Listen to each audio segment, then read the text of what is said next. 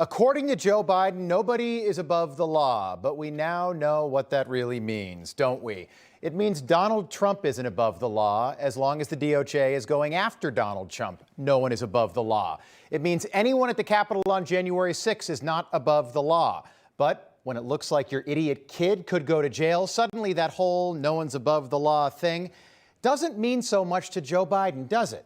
Take a look.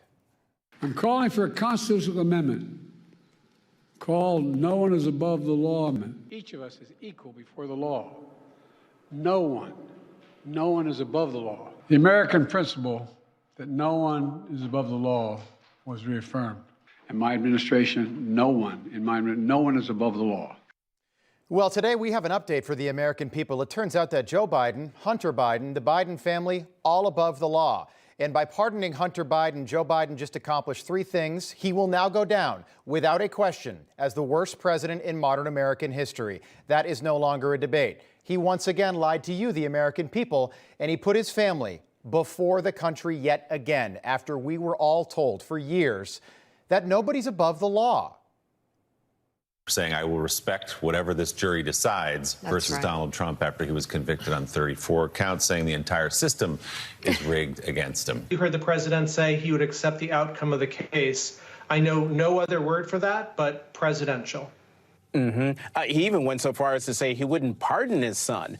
That's how much respect he has for the system. The prime example of the way our judicial system is supposed to work.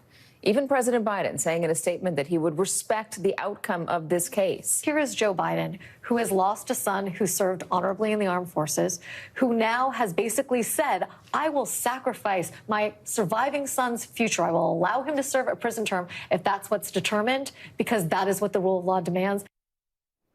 This just in, Hunter Biden is most certainly above the law. And there's this narrative out there today that most people would do the exact same thing if their son were facing jail time like Hunter. And look, I get it. I would too. I'd pardon my son. I'd pardon my son in a heartbeat. I'd do it twice. But I'm not the president. Most people are not the president. Most people are not Joe Biden, a man that promised a return to normal, a man that told us when he was elected that the adults were back in the room. And most people don't have access to a White House press secretary that will lie without remorse. Here's Karine Jean-Pierre over the past year and then on board Air Force One today. Second one, would the president pardon or commute his son if he's convicted? So I've answered this question before. It was asked of me not too long ago, a couple of weeks ago, and I was very clear and I said no. Is there any possibility that the president would end up pardoning his son? No. The president would not pardon or commute the sentences for his son, Hunter. I just want to make sure that that is not going to change over the next 6 months. The president's saying he would not. It's still a no. It's still a no. It will always be a no. It's still a no. It will be a no. It is a no. And I don't have anything else to add. He believes that there was saying all that. He believes in the Justice Department. This is his words. He said this. This is the president saying this. He just said it's infected with politics. I said I would not interfere with the Justice Department's decision making. I kept my word, even as I have watched my son being selectively and unfair prosecuted. So how deep is the rot? How many selective prosecutions are there at the DOJ? What I can speak to is this particular case, which is Hunter Biden. That is just remarkable. And Joe Biden is not most people. Once again, Joe Biden just made Donald Trump stronger. Inadvertently or on purpose, we don't know. He also became Gerald Ford at the exact same time. Gerald Ford, who is remembered for one thing today, and that is the one thing that he did when he first became president 50 years ago. I, Gerald R. Ford, President of the United States, pursuant to the pardon power conferred upon me by Article 2, Section 2 of the Constitution, have granted, and by these presents do grant, a full, free, and absolute pardon unto Richard Nixon. That didn't go so well for Ford. Jimmy Carter was president 2 years later. Ford pardoned Nixon to save the country. Joe pardoned Hunter to save himself.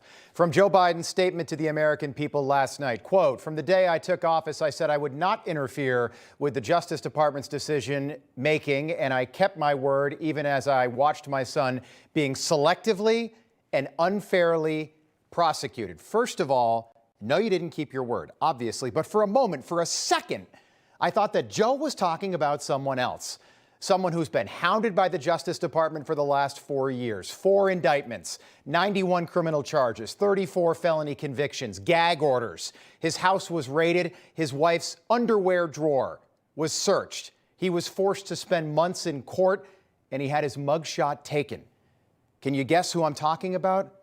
Yeah, it's not Hunter Biden. Joe went on to say that his son was treated differently. He was. If Hunter's last name was not Biden, he'd be in jail today. He was treated differently, all right. He was treated like a Biden. He wasn't treated like a Trump. And the media has no idea what to do. From Politico over the summer, this was the headline. President says he will not pardon son Hunter Biden. From Politico last night when the news broke, Biden issues pardon for son Hunter. From Politico just this morning, Republicans pounce on Biden pardoning his son Hunter. They are at a loss. They are incapable of honesty, and that's why they're losing. And there is a lot more to this story than a father taking care of his deadbeat son. Joe Biden pardoned Hunter for anything he did going all the way back to 2014. That's an 11-year pardon, the first retroactive pardon we've had in American history. So what does Joe know that we don't know? I'll tell you what, he knows something. And once again, Joe Biden is looking out for Joe Biden. And he's been doing this to Hunter his entire life. And look, I've never felt sorry for Hunter, this sad 54-year-old son of a president who's got a daughter that he's never met, this liar, this con artist, crackhead, fake artist, painter, grifter. But today I do. Today I do. Because it could have been a lot different for Hunter Biden. It could have been a whole lot different if he had a real father. But he doesn't, and he never has. Instead, he has a man that he calls dad, fine, but he's no real dad. I'm a dad. No father would ever treat their son like Joe has treated Hunter. No father would ever exploit their son. No loving father would do that to his son like Joe has done to Hunter. And it started at the very beginning for Hunter, at the most vulnerable time of his life in 1972. Hunter and his brother were in a car accident. They were on their way home from picking up a Christmas tree with Hunter's mom and his baby sister, and they were both killed that night. And 3-year-old Hunter fractured his skull. The accident happened just after Joe Biden won his Senate seat in Delaware for the first time. And what does Joe Biden do first to his kids? He makes them get dressed up and put on suits, and he tells the media, oh no, I'm not going to go to Washington to take the oath of office. I want it to happen in the hospital at my kid's bedside. Take a look at Hunter. That's Hunter, 3 years old on the bed there. Does he look happy to you? Or does he look like a little boy that needs his father more than ever before? Hunter never stood a chance. Take a look. And when they were both hurt in the 1972 car crash that killed their mother and sister, their dad, a newly elected U.S. Senator, took his oath of office in a hospital room. If in 6 months or so there's a conflict between my being a good father and being a good senator, which I hope will not occur, we can always get another senator, but they can't get another father. They never got their father, ever. All they ever needed was a father. Instead, Joe would go on to serve the next 40 years in the Senate in Washington, 2 hours away from their home in Delaware. So yes, Joe Biden pardoned his son, but this is just as much a Joe Biden story as it is a Hunter Biden story. Joe has been using Hunter his entire life, and you can draw a straight line all the way back from 10% for the big guy to that picture in that cold hospital room that we just showed you. 50 years ago, and Joe Biden using his kids for a photo op, using his kids to get what Joe Biden wants, using his broken little kids who just lost their mother for his career. That is not the mark of a good man. That is not the mark of a loving father. That's evil. According to Joe Biden, the Hunter Biden laptop was Russian disinformation. He told us all during the 2020 debates. The media covered it up. And the Biden DOJ and the FBI and the CIA, they all played along. And they all lied. They all lied to you. And you might be wondering, why pardon Hunter going all the way back to 2014? Well, the answer is very simple. That's when this whole grift started, we think. That's when Joe got Hunter the job on the board of that corrupt Ukrainian energy company, Burisma, 80 grand a month to Hunter, and of course, 10% for the big guy. So yes, Joe pardoned Hunter, but he also pardoned himself. And yet, it's always Donald Trump and Republicans that the DOJ are going after. Information, truth is freedom. Is Newsmax. It's real news for real people.